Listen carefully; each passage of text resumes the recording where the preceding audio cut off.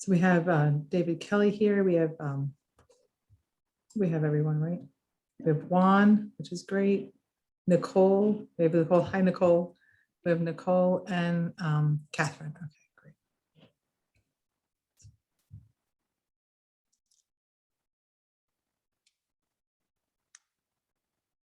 There we go. And students will come and go. That's just what students do. Do you know where in France that is, David? Looks really, actually, I agree with Carrie. It looks really intriguing. No, I just picked it up. Sorry.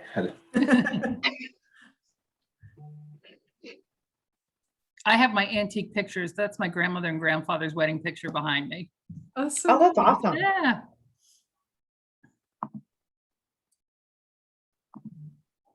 All right, we'll go ahead and get started. Looks like we have quite a few people in the waiting room, so we'll go ahead and get them into we'll go ahead, Peggy, and get started. Okay. Okay, here they. I'll just give it just a moment for them. It seems like Oh, go many of ahead. them are still connecting. Yeah.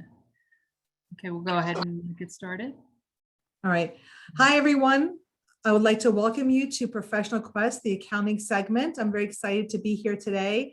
I am Professor Tsaragotis. Some of you may know me. I teach some of the accounting courses in the School of Business, and I'm joined here today by our School of Business Career Services, and we have an exciting afternoon for you.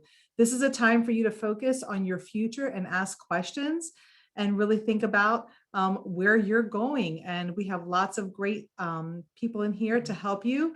We're going to ask questions, and you can ask some questions as well and get some answers and start thinking about your future.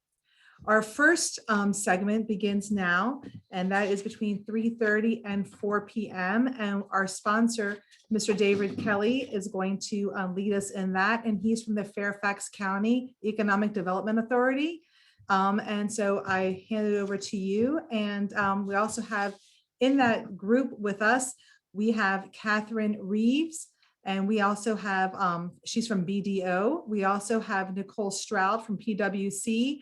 And we have also from Clifton Larson Allen, we have Juan. Please forgive me if I mispronounce your last name, Rumalerdo, is that correct? I think he's here on with us. I have a little bit of a technical delay there for just a moment. So we're going to have our first 4 panelists in here, and we're going to start asking some questions. And students, if you have any questions, please put them in the chat box and we'll pass them along to the employers as well. I'm going to get the questions going just to get things moving along. And so one of our first questions is, why do students typically select a career in accounting? I'll hand that over to you, David. What do you think? I think it's a good career. We work at Fairfax County Economic Development Authority. We work with a lot of different companies, and accounting companies are some of our solid, strong cohorts. So we have PwC here, we have others as well. But I think it's a good profession. You learn about compliance and also strategy as well. So I think there's a lot, and it also helps a company, whether it's going to survive or not, with profit and loss. So there are a lot of different areas of accounting, which you know more about than I do probably, but it's a solid and a wonderful field. I have a daughter that's an accountant, and she's doing very well, and is happy that she went into it. That's great. Catherine, what do you think? What do you hear about from people, young professionals, as to why they go into accounting? Well, I was just talking to a neighbor who's going back to get a graduate degree, and they were saying that the reason they're going back to learn accounting is because it's the backbone of everything. So they had a finance degree, they've been in investment banking and all these other things. And if you really understand the debits and credits associated with accounting, you can do just about anything with it, because any business, whether you want to be self-employed or work for another company, understanding what's going on with the money is really the most important thing out there. Yes, absolutely. Nicole, do you think that students who choose of the field of accounting need a graduate degree? And if they do need a graduate degree, is there one or two in particular that you would suggest?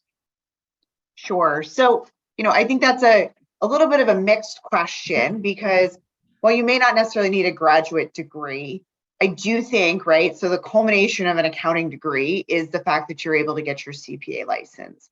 And most firms expect that at this point, especially in the public accounting realm, not necessarily straight out of college, but within your first couple of years working, right, that you're able to get your CPA license. So getting those hours, I know for me personally, I looked at it and said, well, if I need all of these hours, I might as well get my graduate degree. So that those are the things behind me, right? Not just my undergraduate degree, but my graduate degree. And it was helpful to me to be able to get to the CPA license. So I wouldn't say there's one in particular, right? I do think that when you're thinking about broadening your educational horizons, think about where the world's going. And honestly, it's technology. How can you weave technology into the accounting aspect of things? Because that's how auditing is now working. That's how accounting departments are working, right? They're finding ways to be more efficient and more effective, and it's through the use of technology. Excellent, excellent. Students, I want to just remind you to please feel free to post your questions. And I also would like to remind you that at 5 p.m. we have breakout sessions, so you can stay on all the way through the end and have some one-on-one time to ask your questions personally to some of our guest panelists today as well. Juan, let me ask you a question. What do you think about internships? How important are internships, integrating that study abroad experience when talking about a student who is interested in pursuing accounting as an undergraduate degree?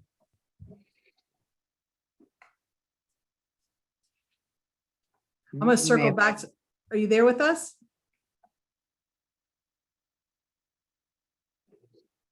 I think Juan might be having some technical issues. Let me throw that back over to Catherine. What do you think about internships, study abroad for students who are looking for a career in accounting? I think that having studied abroad myself, and I was not an accounting undergrad major, I think is one of the best things I've ever done. Getting an experience of living for a semester in another place in the world is just a fantastic experience if you can do it. If you can combine that with learning about something you want to do, whether it's studying accounting or just studying art in Florence, I think you can't go wrong broadening your horizons by going overseas. With that said, the internships themselves are just such an amazing way to enable yourself to sort of test the waters and see what it is you like and you don't like. We just had an intern who has been I'm in the tax department at BDO, and we just had an intern during our tax season. And she has been an audit intern. Her next internship is in industry. She worked for us. She's kind of figuring out exactly what it is she wants to do. So if you are motivated and want to do it, it's great money. And two, you can really get a sense of what it is you want to do with your life. So I'd say internships are I don't think they're necessarily imperative for us to hire people. Like we're happy to teach people on the job, whether it's an internship or not. But it's a great way for a student to really get a sense of what they want to do and be clear when they make a job decision. I'd like to open that question up to some of the other panelists as well, because I know that different firms have a different viewpoint on internships too. So it's good to have like a nice, complete, process as far as thinking about it. Nicole or David, would you like to chime in on the internship and study abroad question? Sure, I can jump in, right? I completely agree with Catherine said, right? It's a trial period. Why not? Who doesn't want to try something out, right? And not even try it out for free or trying it out and getting paid. That's a pretty good perk to that side, right? And you can see the different aspects of what people do at their firms, right? So I'm an audit partner. Come in. If you don't know what an audit's like when you left the internship, like we've failed in the internship process, right? And what you learn in a textbook doesn't always translate directly to what we do every day. It's a little bit different, right? So I think it's a great way to have that experience and learn. Is it 1,000% necessary as a partner at PwC who did not intern at any of the big four firms? No, but I think I would have had a better head start as a new associate at my firm had I had done an internship beforehand. It gets you prepared. I agree as well. Internship programs are fantastic. They're a great way to learn about corporate culture. They're a great way to see how different companies do different things, especially if you haven't been in them.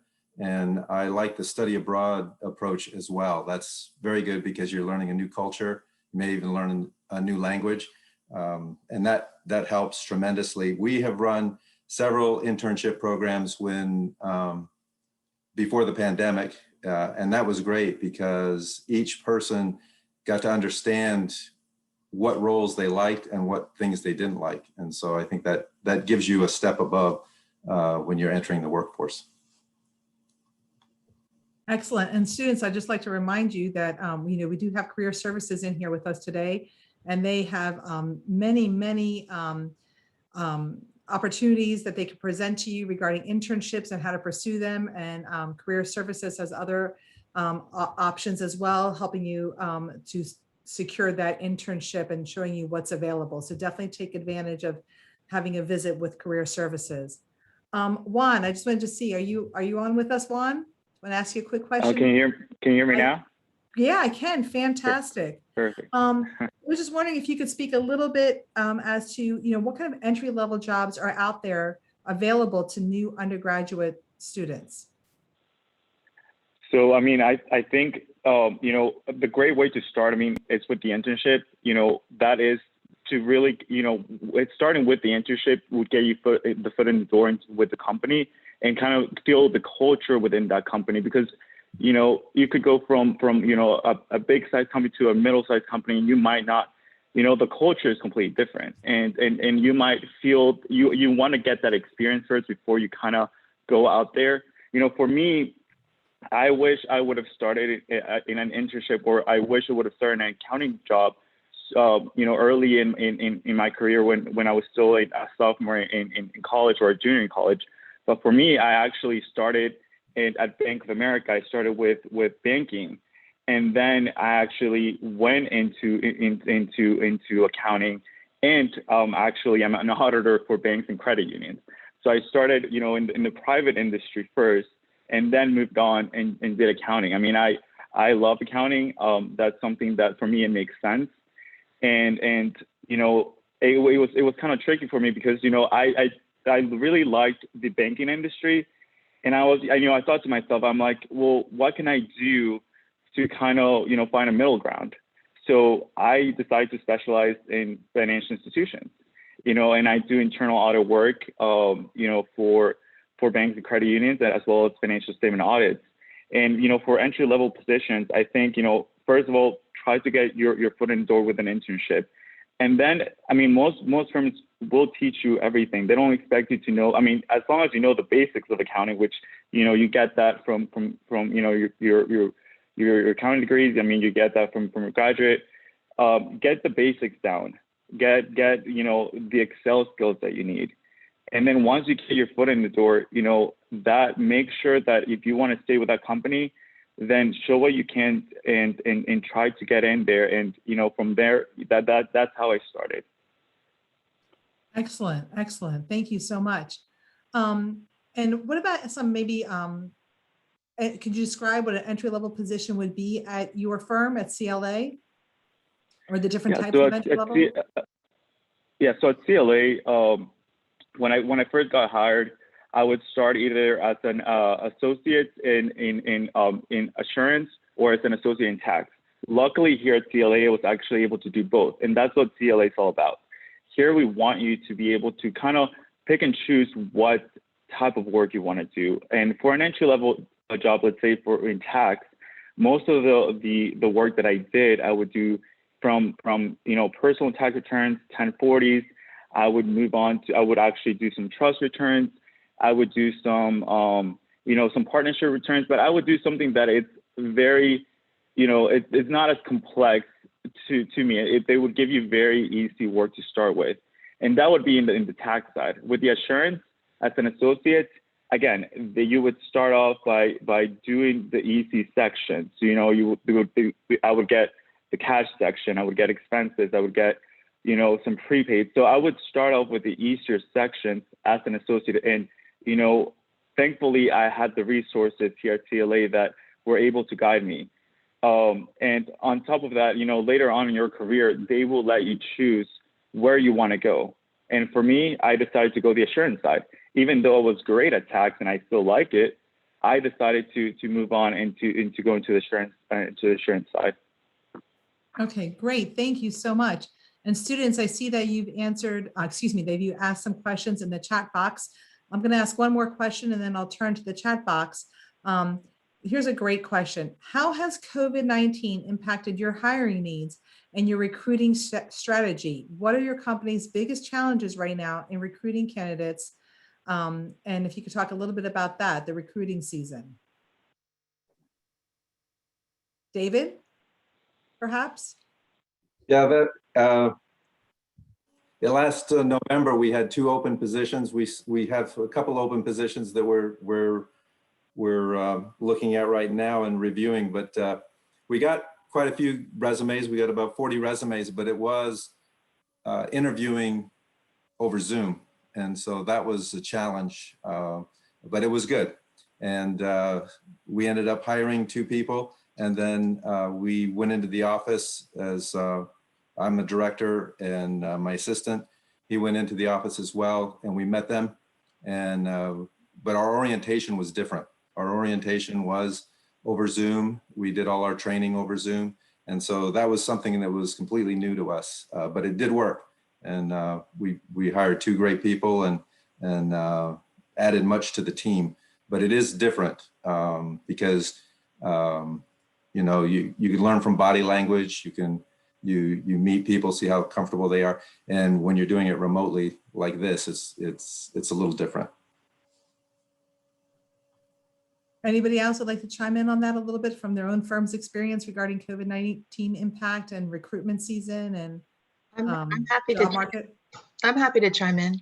Our BDO hasn't slowed down a bit in regards to hiring and are looking actually to hire more people this year than we did last year. Our biggest challenge is figuring out how to get our name and our brand out to students, with everyone so tired of being on camera and not wanting to necessarily attend another Zoom meeting. So, you know, unlike prior years where we were able to go to a social event and have 5 BDO professionals, you know, stand at a table in that rec center at GMU, you know, it's really hard to get our name out there. So we're hoping everybody researches all different kinds and sizes of accounting firms and maybe figure out which is the best fit for their personal goals moving forward. But that's where we are. And I echo that, right? We're hiring. COVID cannot stop us from what we're trying to accomplish. You know, we still have clients to serve, whether we're serving them over a Zoom meeting or traditionally we would have been walking down the halls. And I echo the sentiment on the virtual nature and getting our names out and interacting with the students. Everything we've done is different this year. Everything feels different. Everything looks different. But like I said, we have clients to serve, so we're hiring. Make sure you're connecting with career services, reaching out to the recruiters that you know of at the firms, looking at our websites, wealth of information there, right? Like there's so many ways to still connect with us, even though we're not standing at a table on campus. Now, I can't wait to go back and be able to do those things and meet the students. And those are things that I like. It's the perks of my job, the fun part when I'm out getting to meet students and new people. But there are many ways to still find ways to connect with us. So, you know, make sure you're taking advantage of all those ways. Yeah, another thing that we did a complete shift. We started a talent initiative. And so we created a website, Work in Northern Virginia. And that's with the 10 Northern Virginia economic development authorities, working closely with them. And you can look at jobs there. There are jobs posting there for all different companies. And the other thing that we did was we started doing virtual career fairs, and we pay for everything. We usually have 25 to 30 companies. Our next one is May 20th, and it's actually entry-level professional career fair. And it is a virtual career fair. And you can sign up by going to Work in Northern Virginia just to see what that's like. And there are some internships on there as well. Okay, fantastic. Juan, did you want to add anything to the COVID-19 impact? Of course, yeah, and again, I actually echo back. I mean, we are hiring, especially I mean for my industry. We actually got busier because of COVID. I mean, with the PPP lending, with all this, additional work out there, I felt that this, last year I was busier than ever. And, as a firm, we had the challenge of, the recruiting. Normally we go out, do it in person. We have the personal touch. But what we decided to do, we did, webinars. We did one last year. I know we did that one, I believe, a month ago, to kind of, welcome students and get to know our team here in DC and to get a feel of what TLA is all about. So, I encourage you guys to look out, for messaging. I know that our firm has been pushing for us to share, job postings in LinkedIn. Anytime I see a job posting within our office, I try to share it with my entire connection, just so I can see it and spread the word. And I know that we, here at TLA, we've been trying to do that more because, that we can get to more connections that way. And it's easier, living in this, in this hybrid environment. Fantastic. So there was a question in the chat box about growth. And so it sounds like there is a lot of growth. I know there to be a lot of growth in the accounting field as well. I'm going to ask us a few other questions from the chat box. Should I be trying to acquire a job once I graduate or pursue my CPA first? So I can jump in on that, right? So it's a parallel path, right? Those two things don't have to be separated. I don't think people expect you to have your CPA the day you walk in the door. Great if you do, right? That's awesome. Congratulations for getting it done. I did not take that path. I got mine well after I was at PwC. But when you're with a firm, a lot of the firms offer help in regards to getting your CPA license, whether that's paying for a review course or paying for the completion of the testing. There's a lot of other benefits to have as you're kind of going along that parallel path, and PwC has those benefits in place. So, in my mind, I think that either one is acceptable, but there are a lot of tools available to you. If in some firms, I believe PwC does it this way, you don't even have to be started, but if you've signed and accepted a letter and you intend to start with PwC, right, like some of those benefits become available early. So I would not kind of wait to look for a job, right? Especially it's nice to be employed and have money in your pocket. So thinking of all of those things, you don't have to have it before you come in the door. Yeah, I would echo that and say that I think PwC does too, but sometimes it's better if you have a piece of it done, or you can do the studying or things like that, because life does get busy once you have a job. I would definitely say that it gets busy, but like BDO has a bonus. So if you in your first year at BDO, you get your CPA, like you pass the test, there's money in it for you for working and doing it at the same time. And I'm assuming the other firms have the same sort of deal. And so I would definitely recommend that you move ahead, even if maybe you pass a couple parts over the summer and start in the fall or something like that. But sorry. Sounds great. And when there's a good question, when should I start applying for internships? Now. That's what I would say. Yeah. I don't disagree with that, right? There's certain times where we're full on recruiting. So make sure you're checking out the websites to look at the timeframes, because each firm is probably a little bit different. And making sure that you're following along for that to make sure you get your applications in time. And what kind of technology skills are you looking for from candidates? What do you feel like they should be proficient in when they apply for a position? Excel, hands down, Excel. Anything, just even the basics of Excel. I know that on our firm, we use Excel, for everything. And then we started using Teammates. So it's just, for data analytics. So I know previously we used to use Idea. And then our firm dropped that about a year ago. And then we started using Teammate, it's great because it's within Excel. So, just even knowing like the VLOOKUP function, knowing how to, just do the formulas, present value calculations within Excel. The very basics, I cannot tell you that, when I was in college, I'm like, oh, do I really need this? Do I really need to like keep track of, my Excel skills, even though I didn't use them that much in college. now looking back, I'm like, you know what, I should have paid more attention.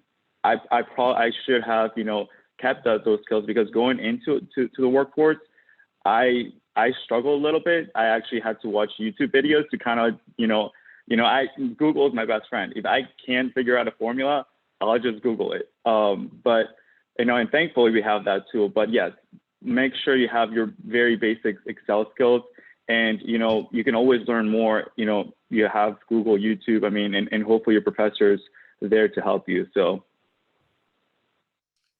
Yeah, and I would say, right, like Excel's the backbone, a lot of what we do, and Word and communications, but I would say we're moving bigger than that too, right? Thinking about ways to use Alteryx or Tableau or Power BI, UiPath. You don't know any of the words I just said, go Google them. I promise you, I didn't make them up, right? There are things that are now being integrated into our processes to make us quicker and better at what we're doing. So there is no shame in having those skills. It would be a huge perk and a differentiator for you versus other folks who may be applying. And students, many of these skills you learn in the upper level classes as well before you graduate. Go ahead. I'm sorry, Catherine. Oh, no, I was just going to chime in and say that I think having the skills is great, but a lot of them you can just learn on the job. Like we're going to assume, anybody in high schools used Word, PowerPoint, and Excel for something. And most of you being business majors have probably used them extensively, even in your freshman year. So by the time you are applying for an internship or something like that, we're going to assume you have the basics. And if we need you to, as Juan said, know the VLOOKUP or how to merge things within cells or do charts and things like that, there's someone that can teach you, or there's always YouTube, but you can learn it on the job too, but we're going to assume you have a basic level of proficiency in those items. And students, you will be exposed to many of the programs that the panelists were just referring to in the upper level accounting classes, so no worries there.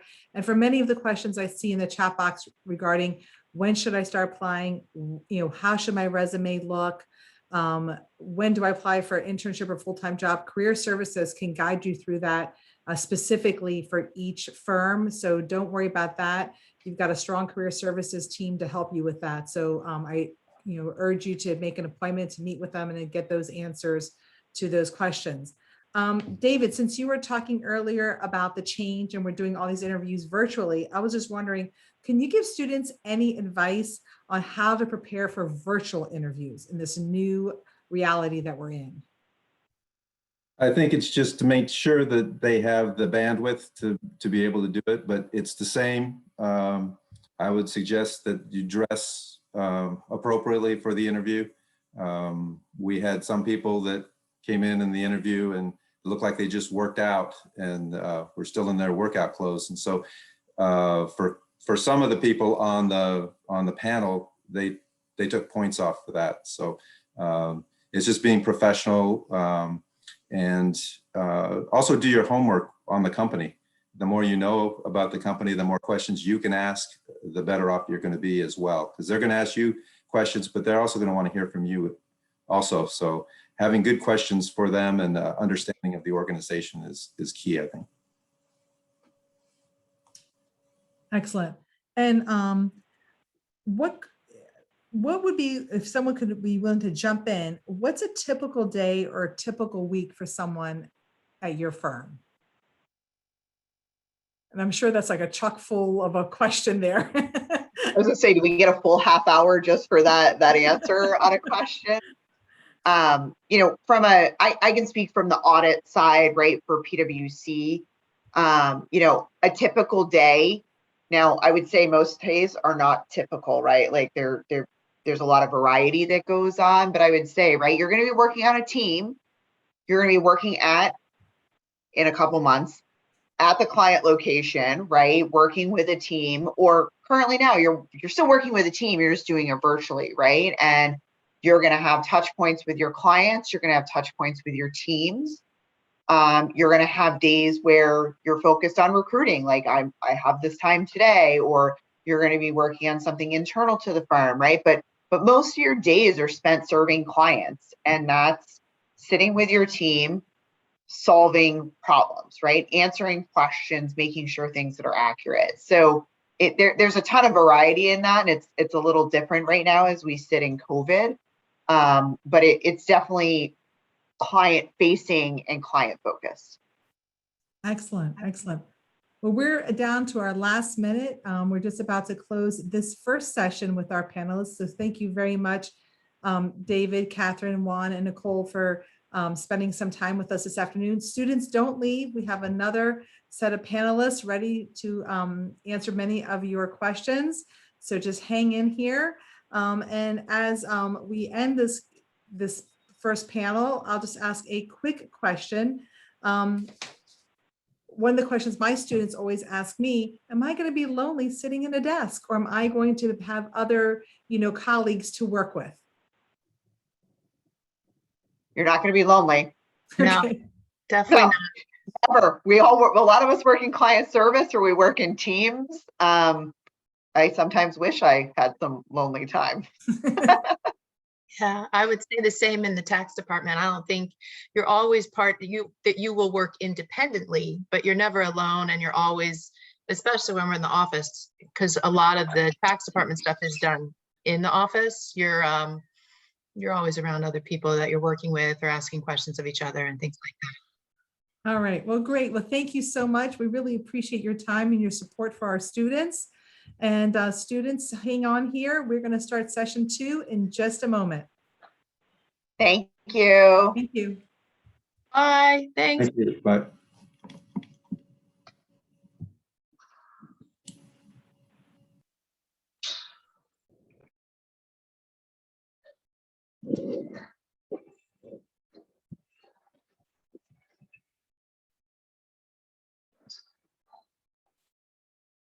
All right. We're just going to start in just a moment. We are switching over to our next set of panelists. Let's see. I see Omer. I see Andrew, Anne. I think we're just waiting for Claire. So one more moment. Well, all right. All right. Hi, students. We're going to continue on here into panel session number 2. This goes from 4 to 4:30 this afternoon.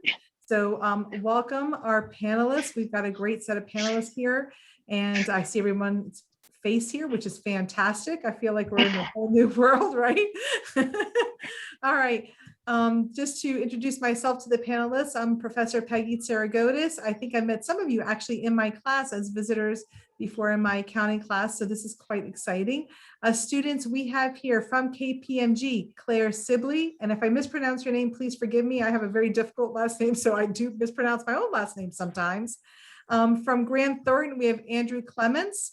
From Carney and Company, we have Ann Kale, and from Freddie Mac, we have Omer Hassan. So I'm going to start the panel with some asking some questions that have been provided to us by our students ahead of time. And our students are going to also post some questions in the chat box, and we'll get to those about halfway through the session. So I want to welcome everyone, and I'm going to begin the questions.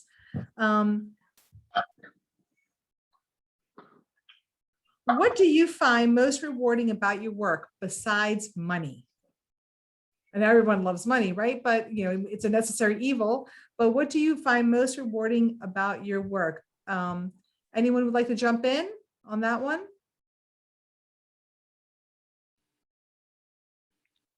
I guess I'll go.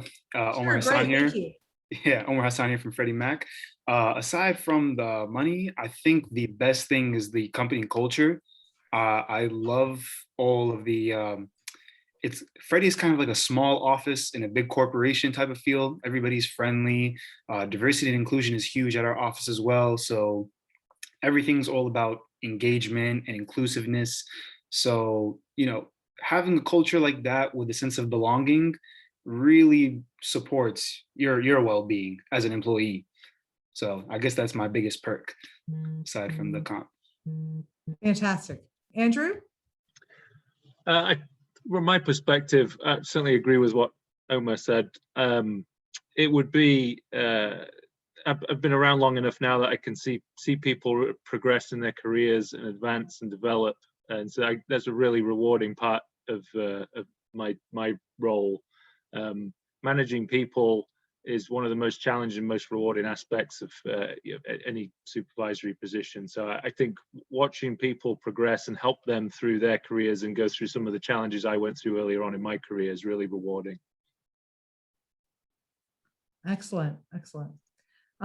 That's always good to hear that people enjoy what they do. If you enjoy what you do, it goes by very quickly.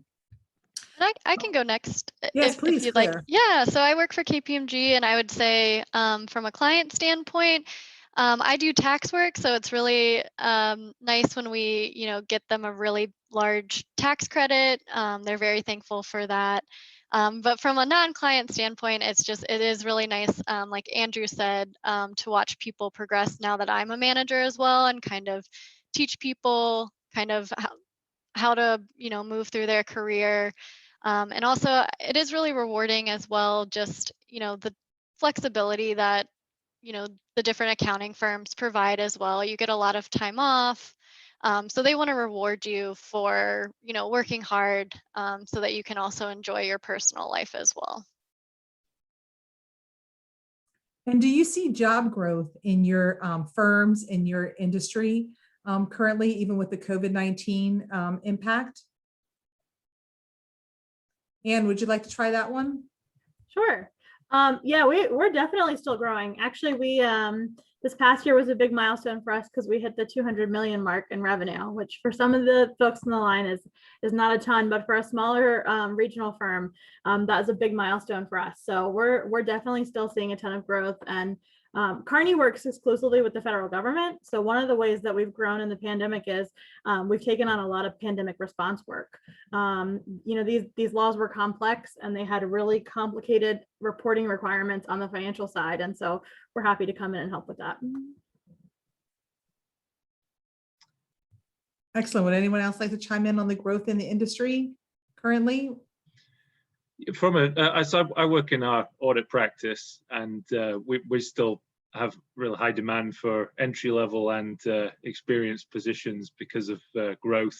I'm sure a lot of people on the call have been following the SPAC market.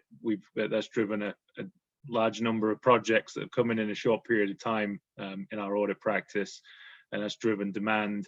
And also, just more generally, audit lends itself to a great stepping stone for starting your career, and it's a springboard to move into a lot of different areas within the firm and more broadly within the accounting industry. And so that creates great opportunities, and it also creates a continual demand for people to come into the practice as well. And so that really has continued over the last year, really uninterrupted in the audit practice.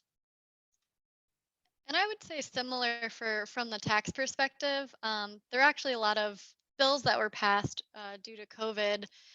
For example, the employee retention credit. So they've made a lot of tax rules to try to give companies some money back. So that's created more work for us as well. And also, the Biden tax plan, that's, a hot topic right now. So if anything actually gets signed into law for that, that will create a lot of activity from a tax perspective. Excellent, excellent. And for students who are trying to prepare for interviews and the sort, what guidance would you give to students about virtual networking and making a positive virtual impression? Anne, would you like to try that one out? Sure. Kearney participated in the virtual career fair this past year, which is definitely a unique and different experience. We definitely prefer to come on campus and to meet students in person, but of course that's not possible right now. I think networking in a virtual environment, a lot of the same tips. You want to come and I would say, review the list of employers that are going to be attending, make a plan for when you're going to visit with each one. I think some employers are using on this virtual platform that Mason uses are publishing certain times they'll be available, certain times they might not be available during the day. So it's really important to look at that. And when you join the discussion, knowing a little something about the firm really doesn't hurt at all. Excellent. Excellent.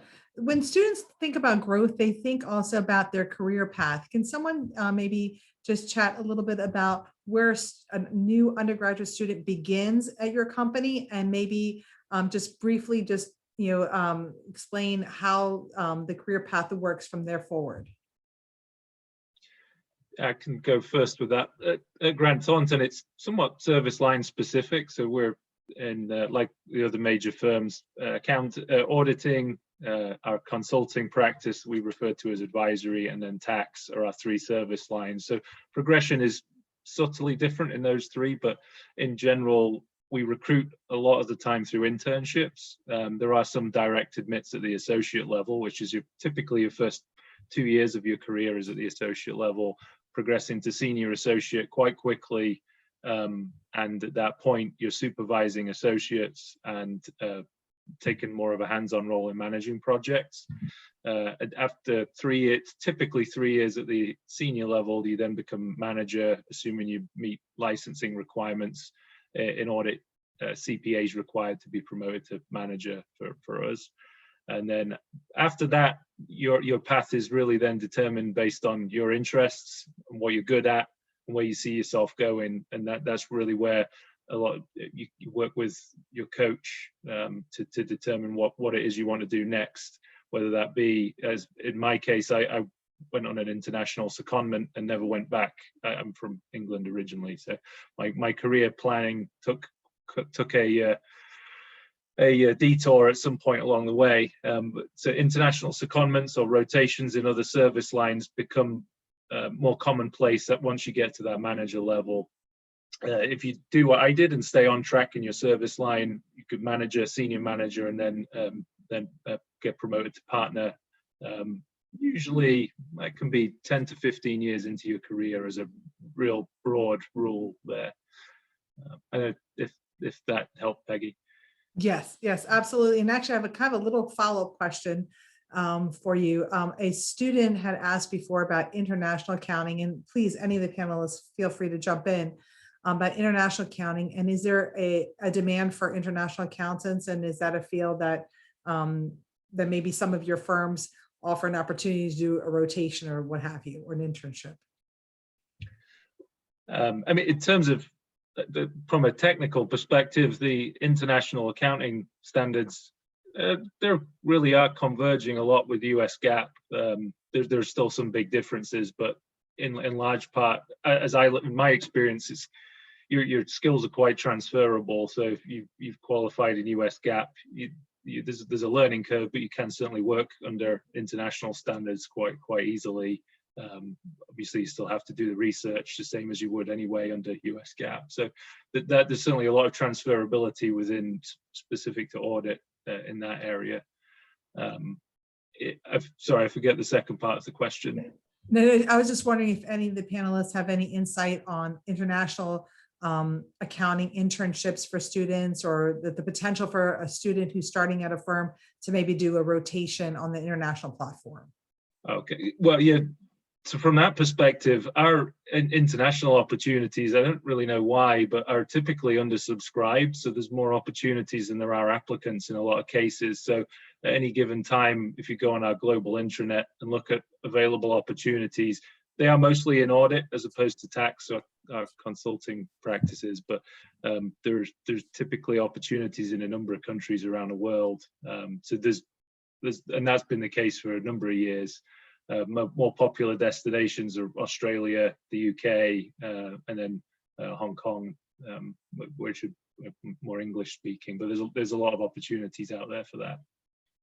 And Claire, I see you nodding. Do you have something you'd like to maybe chime in on that? Yeah, I was just saying for KPMG, specifically in the Tyson's Corner tax office, we actually have a international, I don't know if department's the right word, but we have a group of people that specifically focus on international tax issues. I'm not sure if they necessarily travel internationally, but we do have a lot of rotations, typically, usually once you're probably a senior associate or above, for a lot of 2-year rotations. I know personally someone that went to Paris for 2 or 3 years, and now she's in the I think London office for 2 years or so. So there definitely are a lot of international opportunities. Okay, excellent. Excellent. And what about students who are struggling? They like tax, they like audit, they're not sure which one they want to choose. Would an internship help them decide, or do they get to try your firm or your company a little bit of both at the beginning of their careers? Omer, can I pass that off to you first a little bit? Yeah, sure. So at Freddie Mac, we have a finance analyst rotational program for new graduates. It's this 2-year rotational program where the new grads would come in and do 6-month rotations. Some of them, they're categorized as financial close. So they'd be a part of the accounting teams that prepare the books and reports for our reporting efforts. There's other ones that are, other reporting and analytics concentrated ones. And the last category, I believe, is called standardized, where, they work directly with the director, and it could be in any one of the finance groups, corporate finance groups in the company. So with all of the exposure, I believe that should help students decide what path they want to take.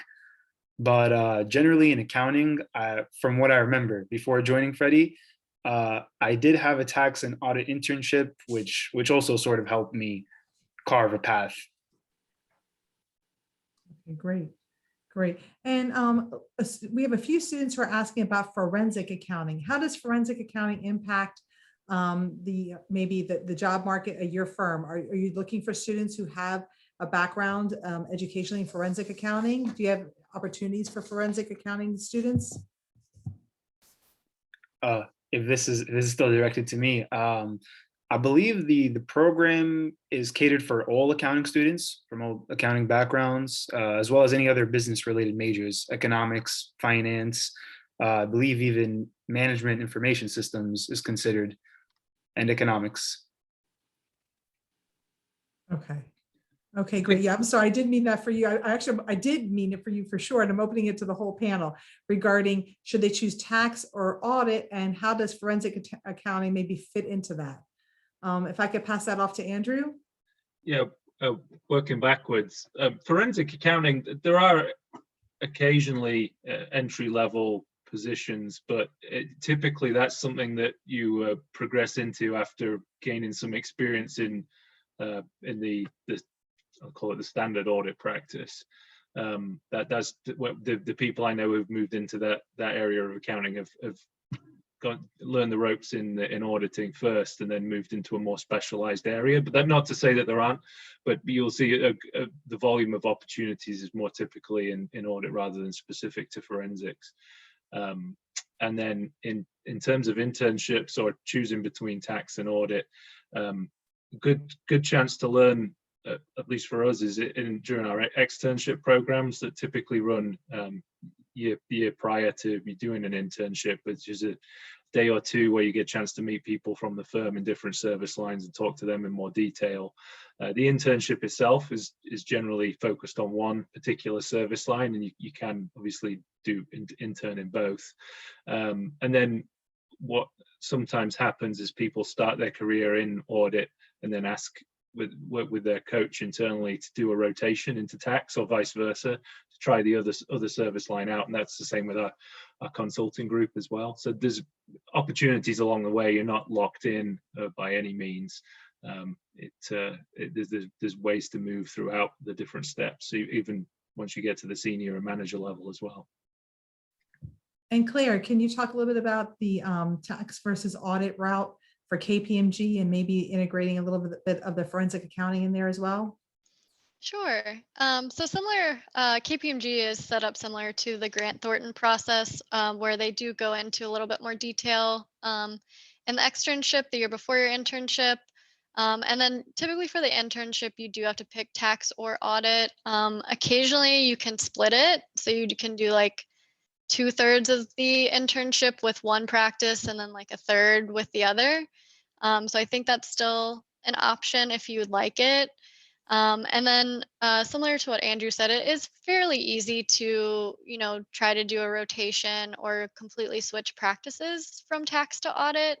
If you start in one practice and decide you really don't like it, I would say you typically will find that out during your internship, if you like tax or if you like audit or not. And then forensic accounting, since I am in the tax group, I don't know as much about forensic accounting, but I would say you'd probably need to start in the audit group. We may have a specific forensic accounting, maybe advisory practice, but I'm not super familiar with that. I'd have to go back and ask the recruiter about that. So Anne, I know that Carney deals with the federal government, those audits. Can you speak a little bit as to how, what you look for in a candidate that would like to come to Carney and Company, and what kind of skills, technology skills they may, that would make them more competitive in applying to Carney? We do a lot of federal audits, you're right. I think our audit practice is really looking for folks that are going to be comfortable meeting with the client, engaging with the client, building those relationships. I think that's really critical to being a successful auditor. And I think some of us went into this field, myself included, because we really wanted to sit down and work in the spreadsheets. And so you have folks on both ends of the spectrum that really want to be engaged with the client, or that really want to prepare the financials and stay in their office with the door closed. I think the good news is the field provides for both. But in the audit practice, certainly we're looking for folks more on the outgoing side that are wanting to engage with the client. So I think that's one thing that we're looking for. In terms of technology, we're certainly working more and more with technology. That I would say we're finding to be more prevalent in our advisory practice than in our auditing practice. So on the advisory side, we do have some clients that we're working with to help them build bots, but I don't know that that's an expectation that we would have for any students coming out of school. Any analytical experience that you have, any analytical tools that you've learned at Mason certainly help, but we have the tools to teach you. So I think an interest would be what we were looking for. Okay, great, fantastic. And our students are asking about the CPA certification. Is it required to work where you are working? And what about some other certifications such as the CMA and what have you? Are you looking for candidates who would like to pursue other certifications as well? CPA is definitely our top priority. We do work with the federal government, and so we don't always get to meet clients before they sign us on for work. And one of the best ways we can demonstrate to them that we're qualified is to show that we have that CPA. So I think that's something that the firm really highly values. It's not a requirement. We have a lot of folks that never pursue it. But certainly, as Andrew mentioned, to move up in the audit practice, it becomes really critical. So if you don't want to pursue the CPA, we'd probably in the long run move you over to our advisory practice. But I would say it's too early in your career to say no, because it really it opens a lot of doors if you pursue it. So I would encourage everybody to go forward and go for it. And I just wanted to add for KPMG, and it might be similar for some of the other firms, that you do have to have your CPA in order to be promoted to manager, but that doesn't take place until 5 years after you start. So if you don't have it, going in to your job, don't worry about it. You have a lot of time still to get it before you would reach that manager role. But I do highly recommend trying to complete it before you start, because I have seen some coworkers, trying to balance work and then after work, trying to study for the CPA exam, and it looks exhausting. So try to get it done before you start if you can, or at least some of it, so that you don't have to worry about trying to cram it in after work. Omer, I saw that you're trying to chime in, please. Yeah. Similar to what Anne was saying, at Freddie, it's highly encouraged to pursue both the CPA or CFA, whichever one is preferred. But in certain groups, they will also look for you to have that license in order to move you up to, say, a manager. Even some senior roles would require it. But yes, it is definitely not required at the entry level. Do you recommend a graduate degree to any of your younger colleagues to pursue a graduate degree down the road? If they need the extra credits in order to be eligible for the exam, for sure. At the very least, one of the like graduate certificates that I've seen around at Mason or other schools. But aside from that, right now I'm also in a master's. I'm back at Mason in the data analytics program, but everybody kind of treats it differently. Some choose to go back to community college, but for sure, if you would like to advance a lot further, a graduate degree would be preferable. Okay, great. Andrew, do you have one piece of advice for students that you wish you knew when you were in college? Just one. I Or think more. looking back now, 18 years into my career, the importance of the network that you have at your disposal when you're at college, and staying in touch with people, which maybe seems pretty straightforward while you're still at college, but quite quickly everyone gets into their careers and heads down, and you lose track of all the people. It's such a great concentration of people who are just going to disperse around the country, around the world, into different industries. To try as best you can to stay in touch and maintain that network. It'll be to your benefit in many ways later on in your career, whether that's when you're looking to change jobs or when you're looking to find connections with companies to hopefully sell work into them, or many other things as well. So that, to me, I probably didn't have an appreciation for that when I graduated, and I guess I wish I had spent more time with staying in touch with my classmates, because quite quickly a lot of us became distant. It's very true. Anyone else would like to chime in on a little bit of advice as to what you wish you knew then that you know now regarding careers and accounting?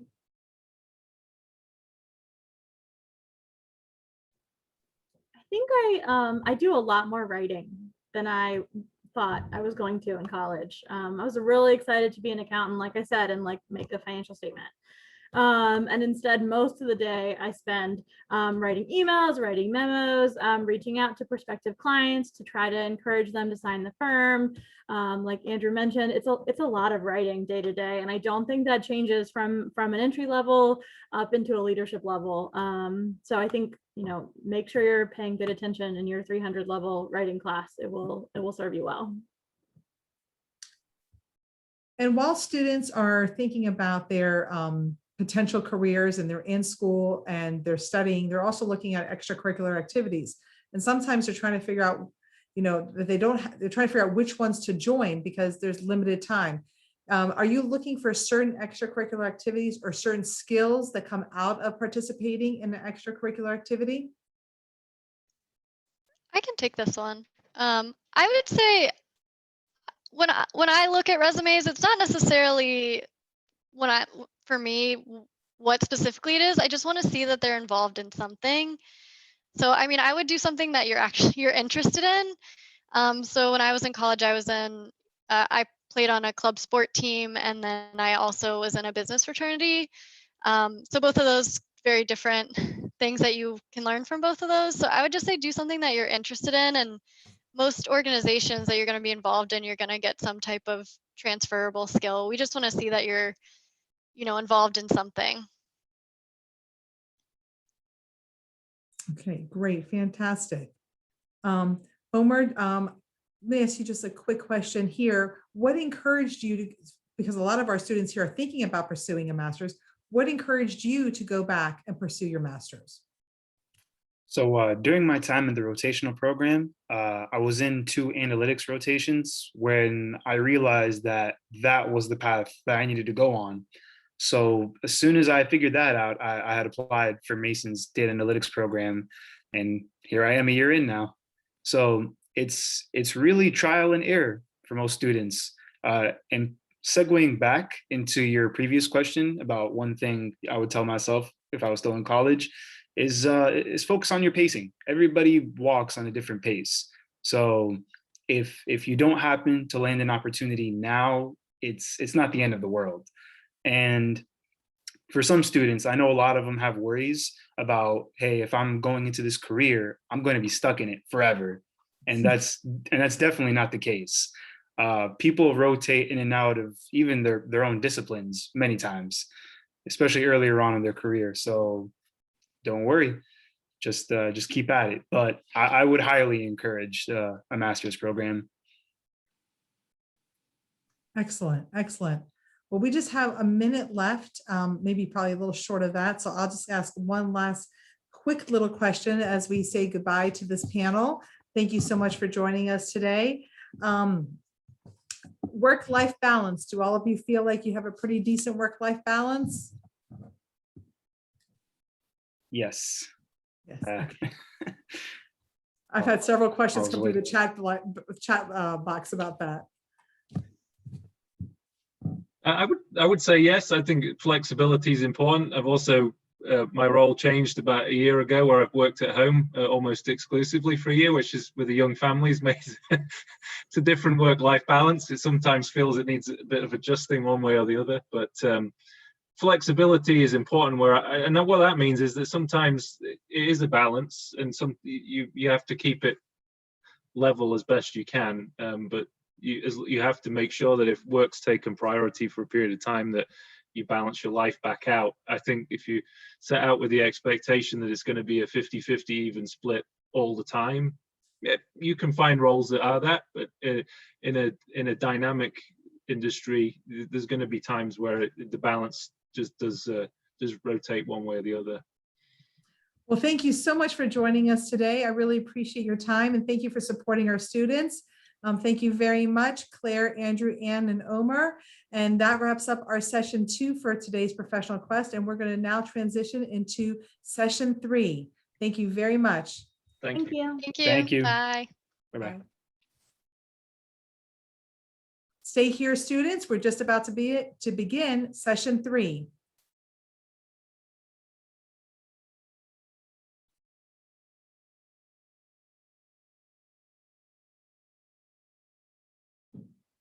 Please feel free to post your questions in the chat box. I think I've gotten to most of them, but if I haven't, if you post it, I will definitely take a look and ask it. All right, I see we have here Lawrence, Samantha. I think we have Brett. Are you from E&Y? I am from E&Y, yes. Hello. Okay, great. All right, we're going to get started. We're waiting for one more panelist, but that's all right. We can get started in the meantime. So students, today we have in our 3rd session, and let me introduce myself. I'm so sorry to the panelists. I am Peggy Tsaragotis. I'm an instructor here at the School of Business. I teach accounting courses. I see a lot of familiar names in these student boxes here, so I'm really excited. We have here today in our 3rd session, Brett Rembold from E&Y, Lawrence Palmer from Baker Tilly. We have Samantha Doe from KWC, and we will be joined shortly from another firm, and I will introduce that panelist when they arrive. So we have several students here in our session, and they're interested in accounting. They want to pick your brain on what it's like. So I'm just going to go ahead and start the questions. Why did you choose, if somebody could answer this question, why did you choose a career in accounting? What inspired you to become an accountant? Brett? Happy to start. Yes, please. I liked my survey of accounting course. So I went to Mason. I went there to play baseball and did that for a couple of years. My mom had the good foresight on my behalf to enter me into the School of Management at the time. So I took survey of accounting, did well, liked it. I'm an analytical person that likes, things being equal debits, equal credits, and that sort of drew me in. That's why I ultimately elected accounting as a major. I ended up becoming very happy with that because there's lots of jobs in accounting. So, being employed is certainly a nice benefit when you come out of school and have your degree. And ultimately I got a degree in accounting and a degree in finance so that I could have my 150 credits and sit for CPA. But that was, for me, it was really just the good fortune of finding something that I liked early on in my college career and diving into it and sticking with it. And I think that, one thing that the accounting career and profession has offered to me, at least in public accounting, is that it's really it's a changing job very rapidly. So it changes from level to level as you progress through the ranks. The nature of things you work on changes. And then just the industry, I think, is changing. It's becoming a lot more digitally focused, use of data, things like that. So happy to speak more to that a little bit later as well. But that's probably the long-winded answer to a very short question. Excellent. Lawrence, what inspired you to go into accounting? Hello, everyone. I actually am probably not the norm. I knew when I was a sophomore in high school that I was going to be an accountant. And it's odd that I actually spent some time in the military, and I came out of the military and I was like, I'm still going to be an accountant, 4 years, 5 years later. But I was attracted to just numbers and also analytical. I didn't know I was going to be as analytical as I am, back then, but it fits my personality and my interests and kind of the way that I think about the world and process information. And just to mirror some of the comments that Brett was saying, that, public accounting is great because it's more than just accounting, I would say. Obviously, there's a focus, but it's a lot of project management. It's a lot of people skills. It's going to make you a better professional in the long run. And so, and personal growth, because, like Brett was saying, that, there are challenges that you'll step up to the plate to meet as you advance. So that's been my experience. Great. And Samantha, did you know you wanted to be accountant always as well, or? Well, yeah, I'm kind of a little shocked that we have similar stories, the three of us, because I took a accounting course in high school. It was an elective, and from the moment I took it, I'm like, oh my God, this is for me. I'm very analytical as well. I like debits and credits. I like budgeting. I like things to balance. I like planning.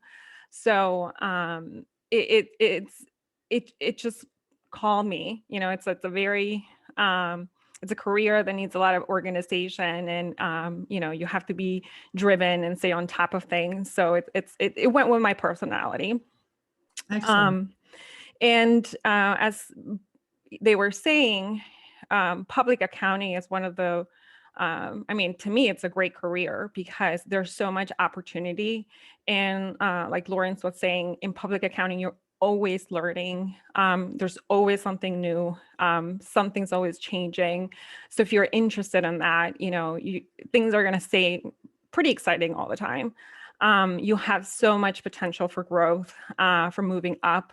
And it's not just the accounting skills that you develop, but you also develop, people skills like management skills. Those skills are going to stay with you anywhere you go, whether eventually you want to do private accounting or you want to venture out into your own business.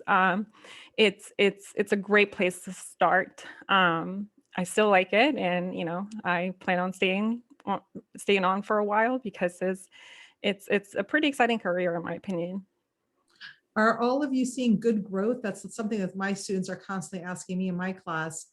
Is there good growth in the field? And I keep telling them yes. So it's good to hear directly from the panelists. Are you seeing good growth and job upward mobility opportunities in your areas? I can, start, but absolutely. Particularly at our firm, there's, we have partners who started, from interns. We like to promote within because there's time that's invested in people, and we care about your professional development. So it's not, we don't hire just to keep you for like 1 or 2 years. There's definitely an opportunity for advancement, and if you want it, it's there. Great. Lawrence, how about with you? Yeah, the group that I'm in, the construction real estate group, you would think that the real estate space would take a hit, with COVID, et cetera. But our practice seems to be doing well. It's growing in terms of new clients, as well as Baker Tilly in general just has been acquiring, select CPA firms to grow as well. And just a fun fact that I realized, or someone told me about a month ago, that accountants are actually considered essential. And so we are actually higher up in the food chain for like COVID immunization shots. So I thought that was pretty interesting, and also kind of a good indicator of how it's viewed and valued in the market. And I know we always feel essential, but it's nice to have somebody finally validate that for us, right?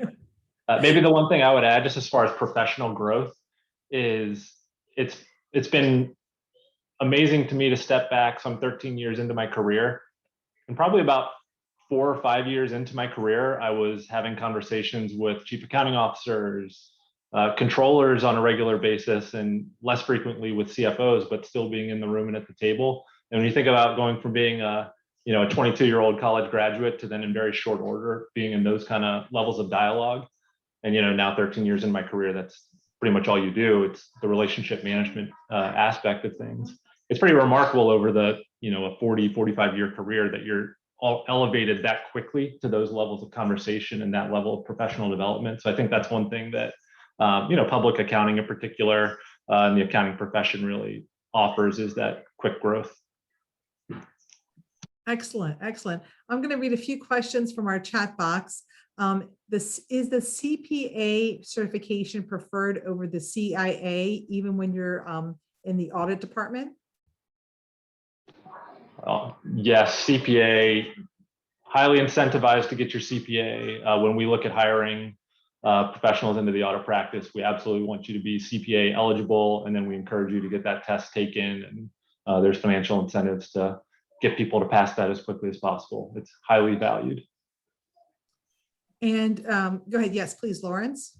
I was just going to add, some career advice. Try to knock it out within your first couple of years, because you will get extremely busy. Typically in public accounting, your third year, you're a senior, and you start running your own engagements, et cetera. So you have a whole new level of responsibility and probably pressure that you're putting on yourself. So it's always, a good tip to make that a priority and make sure that's part of your plan when you graduate. And I agree with both of them. Your CPA license, it's super valuable. I'm not in audit, but I know our audit department it always prefers a CPA license. Us in tax prefer a CPA license. And like Lauren said, try to knock it out as soon as possible, because it's easier. You're already in the mode of studying. Just get it out of the way. You will get busier. If we could talk a little bit about the work balance life between audit and tax. Our students are asking about, what is a work balance life, or how do they balance that, their life with maybe busy season, what have you. Any suggestions, advice for students who are considering going into accounting, whether it's audit or tax, regarding that question? Sure. So I am in tax, as I mentioned. We have our tax season, and our busy time is concentrated during those few months. We do have a requirement of a minimum amount of hours that you have to work, but at our firm, it's slightly lower than the average CPA firm. We encourage, and I live it at our firm, that you have work-life balance. Something that's worked for me personally is dedicating something during tax season, like time to something that I enjoy, and that's gonna kind of work as a stress reliever. So if it's like an hour of workout, I will dedicate that no matter what, because it helps me mentally deal with the long hours. It is tiring, but it's only for a certain period of time. And then, you get to have the rest of the year. It's normal hours that you're working. No matter what, please try not to even think of taking, any classes or CPA exam or what have you, if you're working at a firm that allows you to work during tax season, because it's very challenging. Communication with your family it's important too to let them know, hey, you know, I'm going to be a little busy for a few months.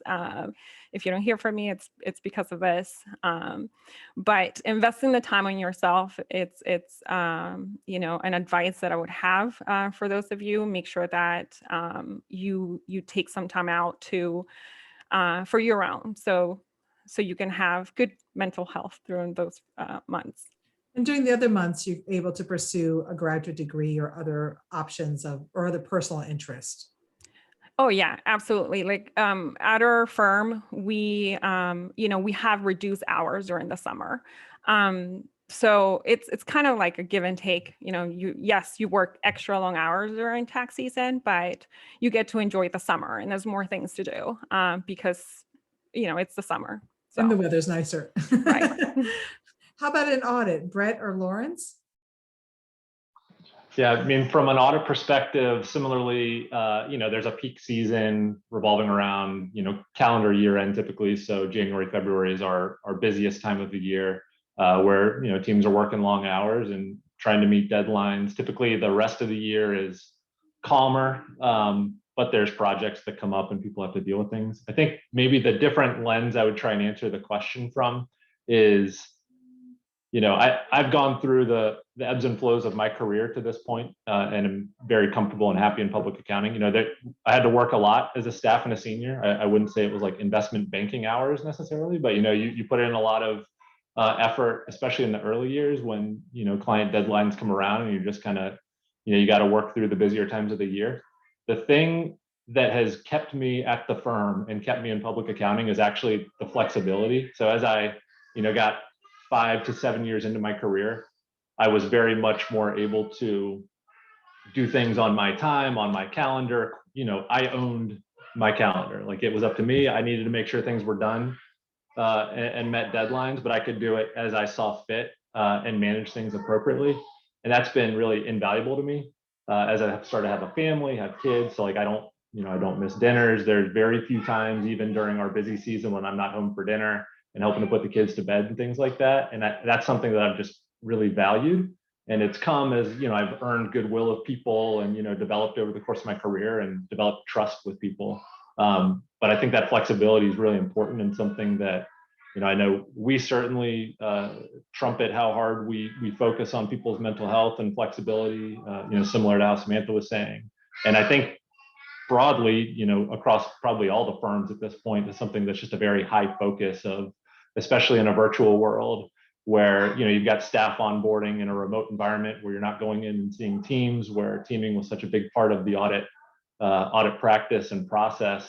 Now, how do you do that in a virtual world and still keep people engaged and feeling mentally healthy is a challenge, but something that everybody I think is very focused on. Fantastic. Lawrence, please. Yeah, I just have two additional things to add. One is, like Samantha and Brett were saying, you know, mental health should be a priority. You are going under a period of time when you're a staff and a senior of a lot of growth and challenges. So it's good to be reflective and take that time off when you do have it available to you. And then my career path is a little bit unique that I started off in public accounting and I went private to work in the home building industry and came back to public accounting. And, you know, once you get to the manager, director level, say on the private side, you're working, you know, 55 hours, 60 hours, I'd say between 50 and 60 hours on a weekly basis. Where at least for my experience has been in public accounting, I'm probably working maybe 60 hours during busy season. But then like Brett and Samantha was saying that, you know, the summer is more relaxed. There's enough to keep you busy, keep you occupied. You have time to pursue your other interests, but it's essentially a 40-hour week, which is, it's great. It's just great to be at a certain level and have that flexibility, especially during the good months of the year, you know, late spring, summer, and early fall. The nice weather. Well, we have some questions about, and I kind of want to bring it back to Brett on this one and then open the question to the other panelists as well. because Brett kind of alluded to it earlier. The question is, what do you see as the major trends in the industry in the next 3 to 5 years? And I know, Brett, you kind of talked a little bit about digital data and things like that. Yeah, no, it's a great question. And that to me is probably the biggest trend.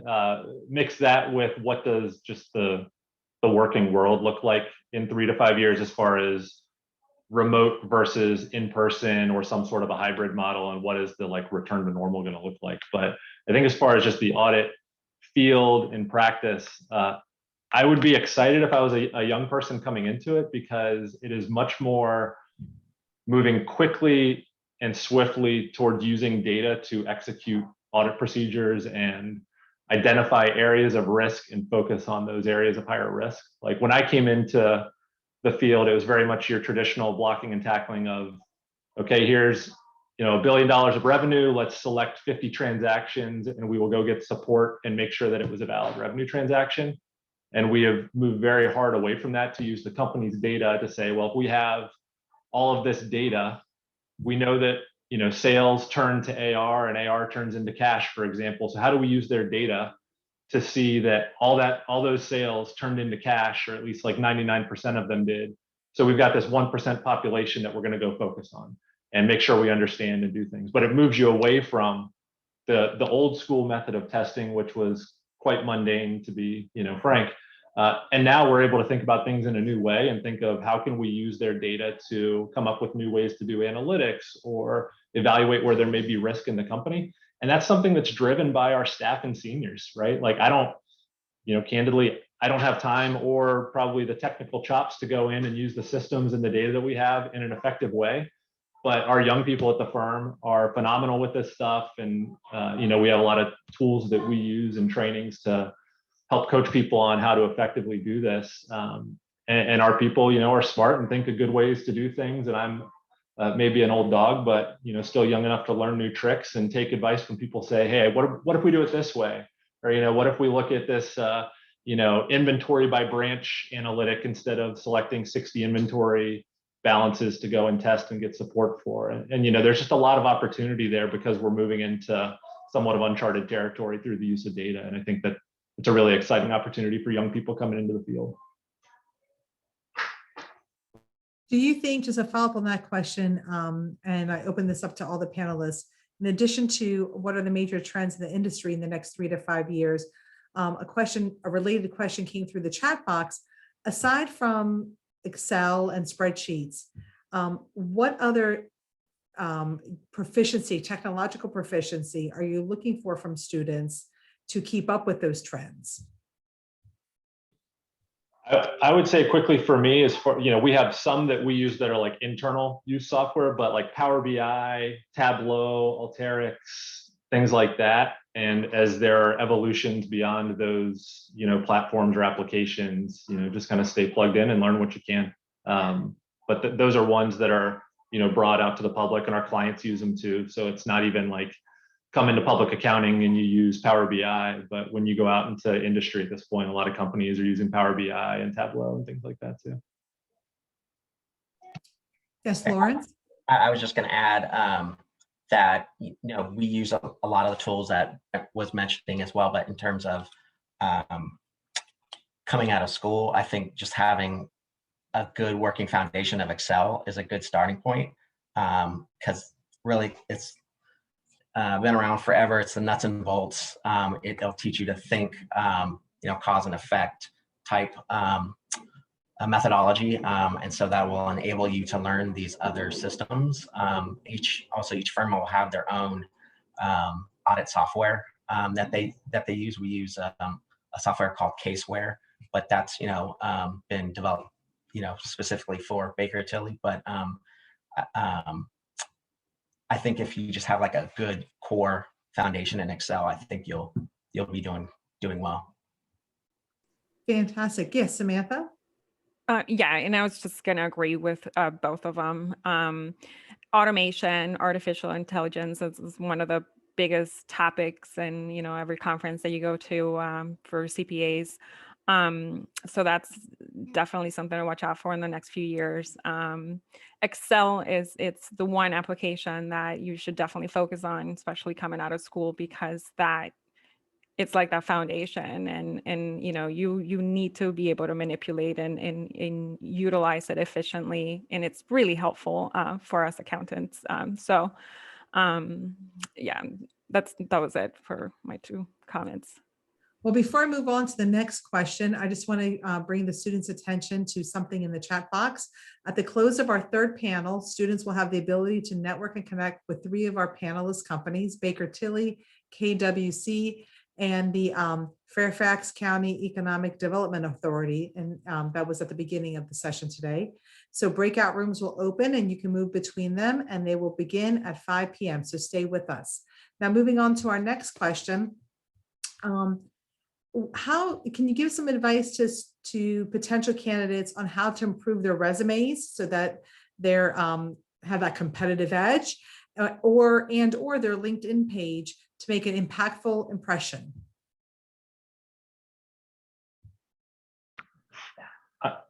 Lawrence, you want to go ahead first?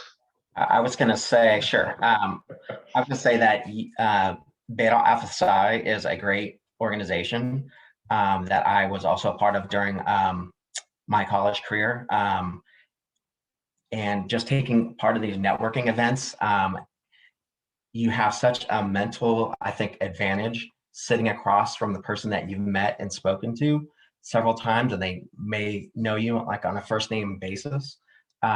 So definitely taking advantage of the networking and the people side, the human nature side of interviewing and showing your personality, et cetera, I think is valuable.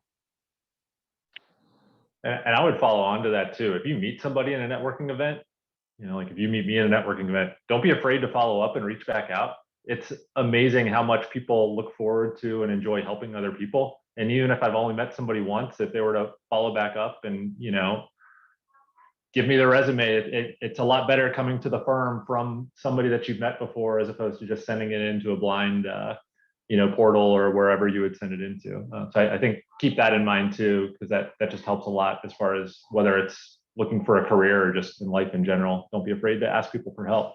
But on the resume thing, I would just say the best thing you can do is get good grades. So, you know, start with a good GPA or the best that you can do. And beyond that, clean, simple, succinct, to the point. We're not, at least when I look at a resume or like a LinkedIn page for somebody coming out of college, you know, I'm not expecting there to be a world of experience and life travels and things like that, because I understand and appreciate where you are in your career, or, you know, really at the start of your career. So I think just to be, you know, direct, clean, you know, don't make it too chaotic looking, and just easy to follow quickly is the way to go. Is there a particular GPA that you're looking for, or is it more of like a full approach? I think it probably varies.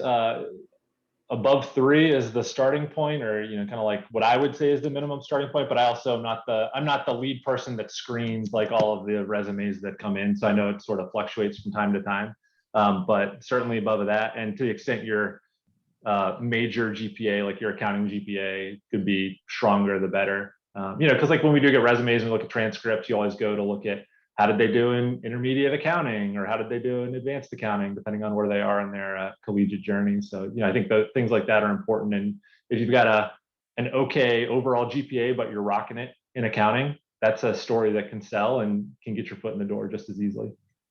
And students, that's a great question. I saw that question come through the chat box regarding GPA. It's a great question for career services as well, because they deal with all of the different employers, and they can guide you as to the different GPA preference for each employer. And do you see, one of the questions that a student of mine wanted me to ask, I was in class earlier today, do you see movement? I think Lawrence alluded to this earlier today, going from public accounting maybe to private accounting, or, you know, I always tell students you can move around, but, you know, it's best if they hear it from a panelist. If you start in public accounting, and so like just my experience from EY or Big Four, or, you know, Baker Tilly, I know is the same way. If you have that on your resume, even after 1 or 2 years, not that I would recommend leaving after 1 or 2 years, you can go get a job out in industry in the, you know, corporate accounting world like that. It's no problem at all. And so the, you know, the longer you stay in public accounting, the types of jobs that you can leave elevate pretty significantly, pretty quickly. Okay, great. Samantha? Yeah, that I was gonna, I agree with that point. It's much easier to begin your career in public accounting. Having that experience, having your certification really opens up the doors. So it's easier to transition from public to private versus the other way. It's a little bit more challenging. Okay, great. And we're just getting ready to start our breakout rooms in just a moment. Just look at the chat box.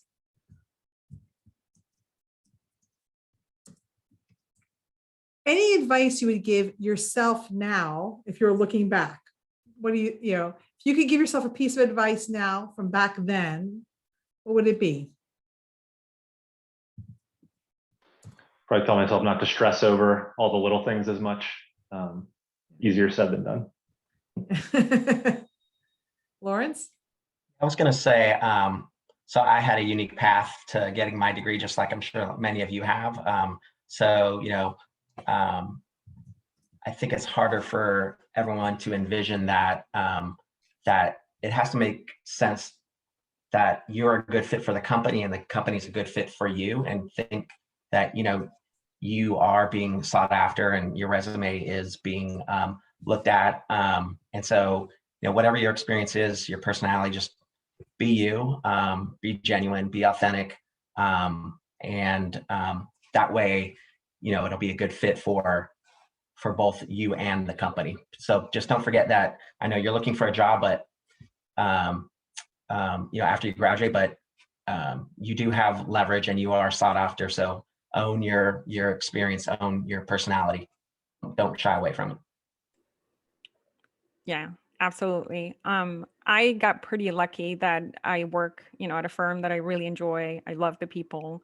I got my license right away, but I did take a break from high school, a year break from high school to school. I wish I hadn't taken that break and I would have just dove into it. But like I said, this is a great career. It's you know, you've chosen a great path. You have a lot of opportunities coming up. You know, stay driven, stay focused. You know, it's great to be part of public accounting, and it'll be good for you. Excellent. Well, thank you so much for joining us. I have some exciting news, students. We are just about now ready to start our breakout room sessions. In our breakout room sessions, we have Baker Tilly, KWC, and the Fairfax County Economic Development Authority with David Kelly. Feel free to join the breakout room. Also, you can stay in here. We're also going to have Jenny Herrera from Citron Cooperman join us, and we can ask her some questions as well. Thank you very much. Thank you. Thanks for having us. Thank you. Thank you. Thank you, everybody. Have a great day. And thank you so much, Professor. This was an amazing panel. Thank you so much to our wonderful panelists. And if you want to, students, if you want to jump in, we have some great breakout rooms for you right now. Thanks, everybody. Hi, Jenny. How are you? Hello, I'm sorry I got tied up with a client and life happens. Full disclosure, I marked as a 5 to 5:30, so I made it clear a mistake. It's no problem. Life happens. Well, welcome, and we're so happy to have you here today. And thank you for supporting our students. We've asked our panelists several different types of questions today, and I'll ask you a few questions as well. And students, please feel free to post some questions in the chat box. But some of the questions that our students were asking us, Jenny, was what's a day in the life at your company? What is it like? It's pretty exciting, I have to say that. Recently joined us, not recently, 2 years ago, Citron Cooperman, and top 25 firm, began my profession as an auditor. And early in my career, I started doing business processing outsourcing, which is providing back office support to clients. And the practice just grew a lot. So a couple months ago, I transitioned into an advisory role. And a typical day is just, I specialize serving exempt organizations, nonprofits. So it can go from a highly complex research issue to just doing a simple journal entry that we learn in intermediate accounting, going over leases. So it's all intermediate accounting is so, 20 and some change years after I left the school, I keep on going back to intermediate accounting. That's the foundation of accounting. I don't call intermediate accounting anymore, but Well, this is good to hear, because I constantly tell my students that those journal entries are important. So it's good that they hear it from someone other than an instructor. So fantastic. I always tell them that's like your tool in your toolbox, that those journal entries and T accounts, people really do use them. yeah, those T accounts are, and sometimes when you work with younger associates, I mean, you get the notepad and the old T accounts. It's the best way to explain somebody, okay, something is not working here. It doesn't make sense. Absolutely, absolutely. And I'm going to ask you some of the same questions we asked our previous panelists. The other panelists all agreed that they're seeing really good job growth, upward mobility, developmental opportunities in the accounting field. Are you seeing the same thing? Oh, it has been, we are coming to many had said the year that it stopped, a pandemic year, but the growth has been phenomenal. When I am the DC Metro Business Processing Outsource Leader, and I am at the national level, the not-for-profit outsource leader. When I took over the DC Metro, we were 4 people. Now the head count is 11. Wow. Wow. And it's less than a year. Wow. It's on a pandemic year. So, and one of the things that I tell, I used to do, and I keep on referring to the 301. I like coming back to school and talking to you guys a lot. I enjoy so much. Accounting is such a marketable field. Everybody needs an accountant, no matter at what stage your company is. If you are bankrupt, that's the worst place to be. And guess who's the last one to leave? The accountant. If there is an investigation, guess who they call first? The accountant. I mean, forensic accounting. And it's so versatile. I mean, you can, I was one time in a panel, I've been doing these panels for a very long time, and there was a young woman who worked for the FBI. And if I would have been 10 years younger, it's like, I want your job. So you can go different ways. And I'm telling you, once you become an accountant, you will always be employed. You can count on that. I want to talk a little bit about the forensic accounting, because that question came up earlier today. And since you brought it up, could you talk a little bit about the need for forensic accountants, and if that's a skill that maybe, or a certificate that maybe students should be thinking about while they're getting their master's in accountancy? Yeah, now that even the CPA, I don't know how close you guys are following. I serve on the AICPA Governing Council. I am the past president of my state society. And I also serve on the George Mason University Foundation. So to all of you, remain connected. It's a life of service will give you incredible opportunities. And at the same time, most of the leadership development I have done has been through service. So every day I learn, and you also will become colleagues of really incredible people. So take the advantage as your career starts, taking off. In terms of forensic accounting, at the firm, we have actually a division that does the forensic accounting. And one of them, and we get involved because of the business processing outsource. Sometimes they discover fraud, and you may have somebody who's going to be coming and cleaning the records, doing the record keeping. We had a case where it's a pretty large exempt organization, and the fraud was committed at the top. You think that these fraud cases are just on the textbooks. Actually, the textbooks are based on real cases.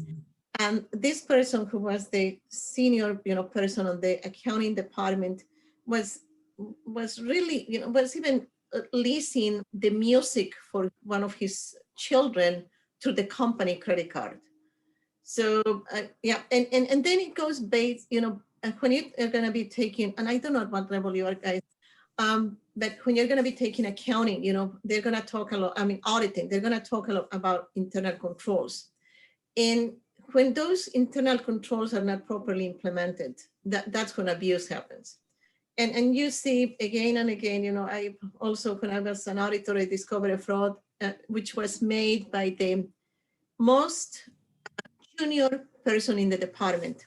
She was the accounts receivable clerk. And when you think about policies and procedures, you just say, okay, they don't handle money, they just handle the processing. Well, she, as the AR clerk, she was also in charge of providing credits to customers.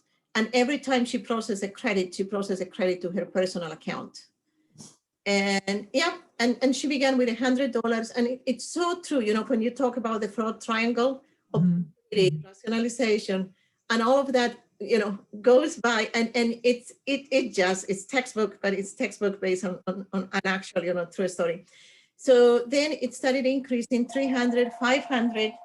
And at the end, she went into the thousands. And what is very sad, she was a really young person. She had small children, and company became aware, and all the controls, they were very budget conscious, but what she was doing is charging all across the GL. So she was spreading. So no budget manager could say, wow, what happened? Why is the variance? So she was pretty clever. And they became aware during the audit, we started investigating, she got nervous, she walked out, and they reported to the insurance company, and insurance company, the claim organization lost $30,000, she stole 300 and some change. And insurance, the client said, organization, we don't want to press charges. But actually, because she committed wire fraud, it worked. Yeah, credit fraud. You don't think that. Yeah. She worked in DC, Washington, DC. She lived in Maryland. It was intrastate. FBI got involved, and she went to jail. We just covered actually internal controls in my class, and I was also expressing to the students how sometimes you find really good people, they just get themselves into this, and it's like a little bit here, a little bit there, that kind of snowballs out of control. And the fraud triangle really does apply to small, medium, large companies, and even unfortunately, even nonprofits sometimes. Oh, and I always tell my clients, throughout my audit life, and even now that I do the business processing outsource, good controls are for the protection of everyone. Mm-hmm. So it's my protection, your protection. And when you see, you can have the best internal control design, but if they are poorly implemented, that's when the opportunity comes. And if you go back to your fraud triangle, opportunity is one of the, sides of the triangle. Yes, absolutely. Well, just to kind of follow up and piggyback on that, I know internal controls has a lot of technological components as well. What are you looking for from students as far as technology skills, and what trends do you see happening in technology and accounting in general? Because you have that AI CPA experience. What kind of trends do you see in the next 3 to 5 years for this area? It's, how the picture, whenever people thought about as accountants, they thought they had, and the green, yeah, that has completely changed. And it has, the opportunities for you guys are unlimited. We are getting into RPA, robotic process automation, and all of those tasks that are, that are very manual. For example, one of with the CARES Act, one of our clients, who is an insurance company, had received significant funding from CARES, and it was very manual. And actually, it goes back to the amount of I don't know, I call it subsidies, the amounts that they were receiving that the government was sending to individuals. They said that there was a pretty large activity on used car sales. people just went and started spending on used cars. So insurance company, they needed to get the insurance information, download the application, match it to the vehicle. And it was a very laborious task, and they were processing thousands of transactions. So we brought a team from a robotic RPA, robotic process automation, and actually those bots it just amuses me, because it comes and there's the bot on your screen, and they are performing those tasks. And even, when getting into, and there are accountants like you who are designing those robots, and some of them are taking, classes, basic classes on data processing, data management. But it's very interesting. I don't think we can project to 5 years, because the profession is ongoing, is changing, and it's changing rapidly. And that's one of the reasons I think why the AICPA, in terms of licensing, it's going to now focus on the core. So not everybody will be taking the same CPA exam other than the core. And then you're going to have your competency areas. So if you're going to go in data analytics, your more expanded is going to be data analytics. If you're going to go in tax, your expanded is going to be tax, audit, robotic process transformation, I suppose. But it's the profession is seeing how fast it's changing. So it's pretty. I feel I like learning, and public accounting has provided that vehicle, because you have to be ahead of your clients, because your clients think you know it all. So just that aspect keeps on at the edge, and every time trying to learn something new. But it's pretty exciting. It's a great time to be a CPA. It is. It is. Students, I just want to let you know that breakout rooms are going to continue for just another 15 minutes. So if you're interested in joining a breakout room, Baker Tilly, KWC, the Fairfax County Economic Development Authority, this is a great time to jump into a breakout room so that you can get your questions answered. Just want to let you know about that. Also, if you feel like if you're interested in asking Jenny some questions, please go ahead and post those in the chat box, or just ask, or feel free to just join in and ask a question. I'll be looking at the chat box, or if you feel like just turning on your mic and chatting and asking Jenny a question, feel free to do so. Until then, I'll just keep asking some questions, but please feel free to interact. All right, so Jenny, let me just ask you another question here. If you were to give yourself some advice, your young self, undergraduate student in accounting, looking back thinking, geez, I wish I knew that then, what would that be? One of the life is a journey, not a destination. So don't overlook that. So enjoy every moment, every stage in your life. It's, I've been in the profession for 30 years and some change. And sometimes we want to plan it out, everything. But it's life is a journey, and enjoy your journey. Don't focus so much on the destination. I find that to be very true. I learned that as I got older. Wisdom comes with age, they say. Yes, so I definitely learned that as I got older. I also tell my students, don't focus so much right here. Stop and look around a little bit, because sometimes there's opportunities right there, in the corner, and you don't even know what you're saying no to. Stop and ask, what am I saying no to? Have a conscious idea of what you're saying maybe or no to, rather than just, moving too fast ahead, because you never know what you find. Another question I'd like to ask you is, well, we talked a little bit about, the job growth and things like that. Do you recommend that, undergraduate students pursue a master's degree, CPA, or maybe go back later for a master's degree? It all depends what you're planning to do. I don't have a master's degree, and I have considered multiple times, but I am a CPA. So if you are going to pursue public accounting, definitely get a CPA. It's hard. It's not easy. I would be lying to you to say if it's easy. But on the other hand, if you focus, it's an exam that can be passed. And the closer you are to that academic life, the easier it will be for you to pass, because it's highly academic.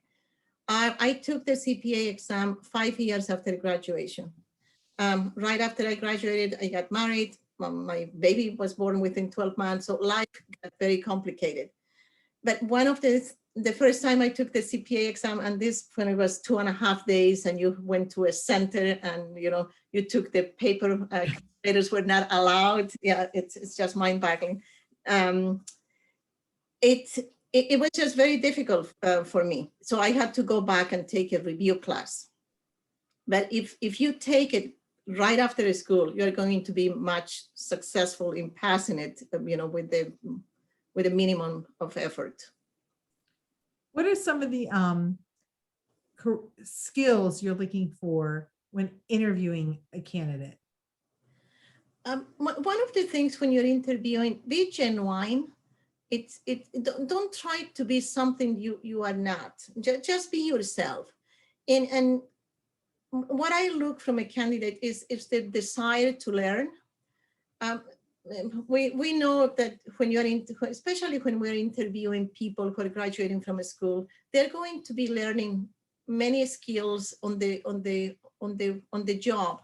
So we're not looking for experience, but we're looking for somebody who has the desire to learn, be a team player.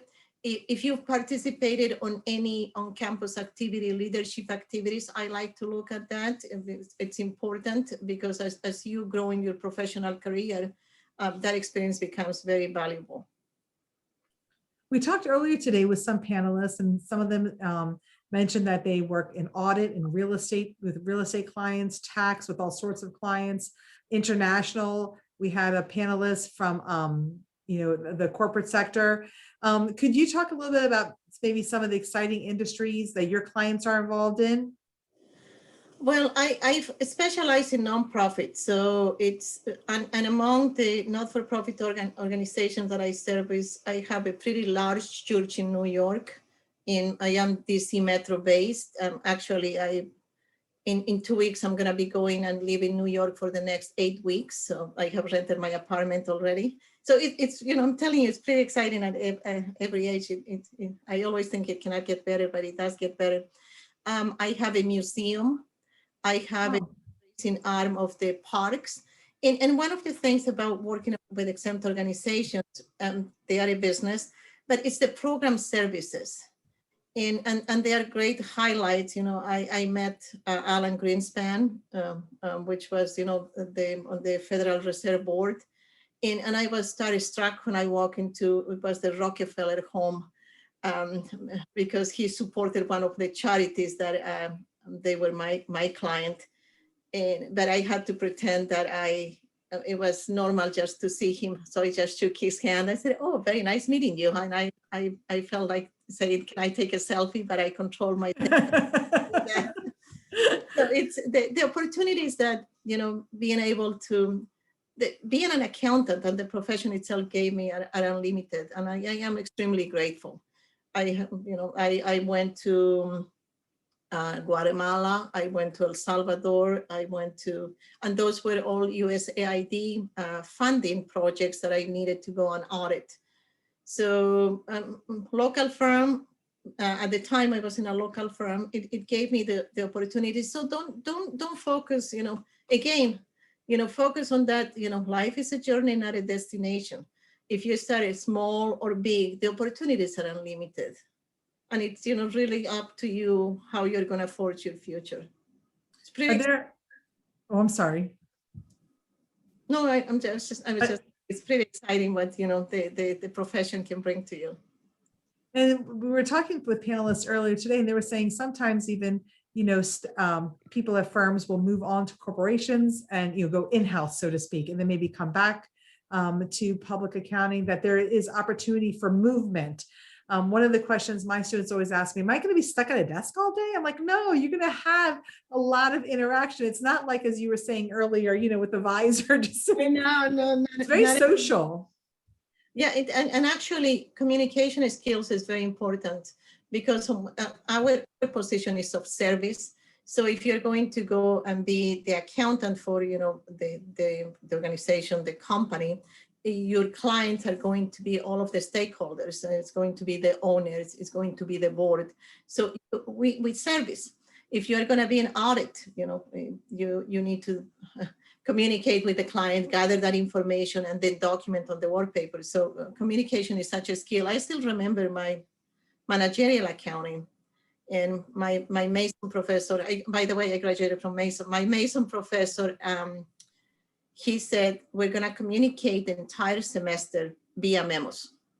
So, and everything, and I was at the time, it's like, this is not an English class. Well, I was wrong. And I told him that, he's now at some other institution, but I went back and I said, thank you. Because it's really everything we do, it's communication. I mean, either verbal communication, written communication. We write a lot. I just finished writing a credit card policy for a client.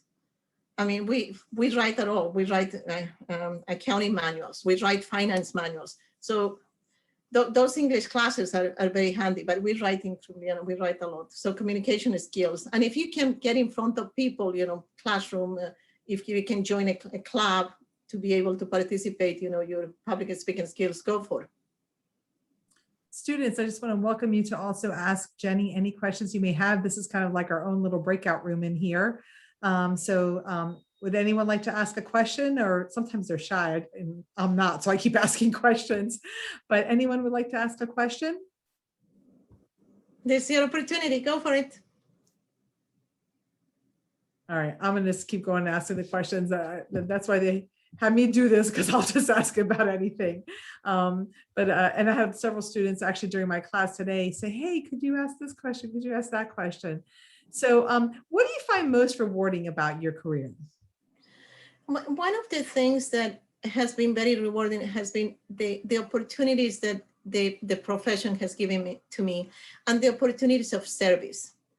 I would have never imagined when I was sitting in the classroom like you are to be able to serve the George Mason University Foundation Board. I chair the audit committee. So being able, to be the president of the state society, I am the past president of the Greater Washington Society of CPAs, to be on the board of the Girl Scout Council of the nation's capital. So, and as you move your career, it's not only, the debits and the credits and you get stuck in one place. It's those opportunities that are going to be providing to you and how you seize those opportunities. And actually, I have a panel right after this for the Girl Scouts of the nation's capital. So the opportunities for services are unlimited. And I have had the opportunity to meet really great people at every level. And primarily, entrepreneurs are great people. You learn a lot from them. People who are involved with exempt organizations are mission-driven program people. So it's, the opportunities have been, too many to count. I can see you're very excited about accounting, and I love that. I love accounting. I do too. I do too. And I really like to inspire, our young professionals to go into accounting as well. But going back years when you were, an undergraduate student, what encouraged you to go into accounting? What was it about that? I began from when I was in high school, my father had a friend who had a factory, and I interned during my senior year. And then from early in my career, the only thing I have done my entire life is accounting. So if I ever quit accounting, I'd be unemployed. I wouldn't know what. So, but no, because accountants are never unemployed. There's always that's always a job.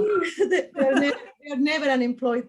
But it's just how the trajectory of my career has been. I mean, I was born and raised in South America, grew up in South America, moved to the States. Came to, like many of you, went to Mason and graduated from Mason. And Mason has given me the tools that, who forged me today, so who I am today. So it has been a great journey. And I have this passion for accounting.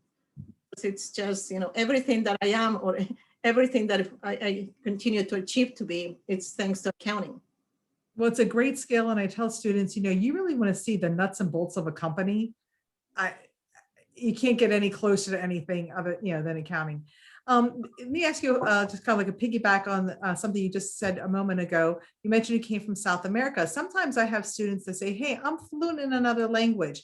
Having another language or skill or even a conversational, comfortability in another language, is that helpful in the area of accounting? Because we live in a global society now. Why do you think I got to go to El Salvador or Guatemala? Mhm. It was, okay, who speaks Spanish? Huh? Who's fluent? Yeah, I was fluent. So, okay, you're on the plane. And those were great trips, great experiences. So, and also depending upon, because we're a global society now, being able to connect with clients who, the company owner, actually I just onboarded a client that are from my hometown. So did that have anything to do? I don't know. It is possible, but it will. Having a second language, it's not a deterrence. It's actually something positive. That's fantastic. Well, we're here at our very last minute. So I want to thank Jenny. Do you have any last bit of little teeny bit of suggestion, advice, a tip, a hint for our students before we close up for today? Yeah, one of the things is,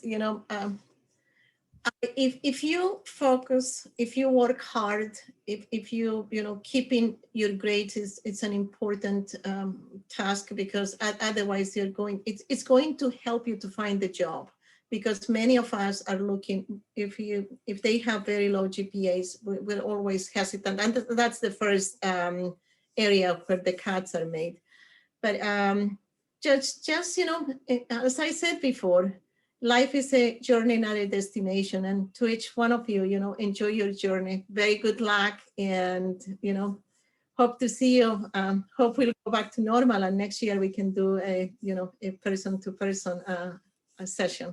That would be nice. Hi, Lawrence. Thank you for the invite.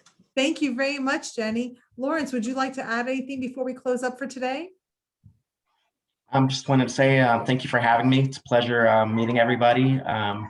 Beta Alpha Psi is a great organization, so definitely encourage everyone to stay involved and just take ownership of their career.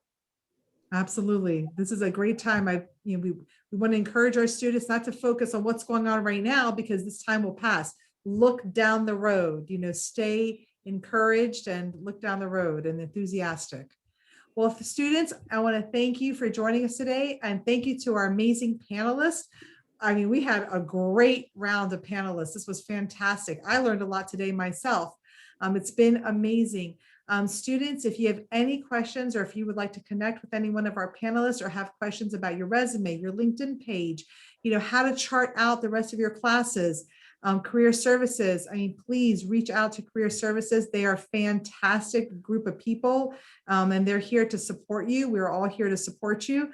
So just contact the School of Business Career Services at mycareer@gmu.edu. Thank you so much for today. And I appreciate your time, and thank you for supporting our students. Thank you, See you later. Yeah. Bye, Carrie. Bye, Caleb. Thank you, everybody. Jenny. Bye. Sending you a virtual hug. Glad you were able to join us. Yeah, likewise. I cannot wait to see you in person. So take care. Yep. All right. Bye-bye. Bye, everybody. Bye, Eugenia. Bye. Bye-bye. Thank you.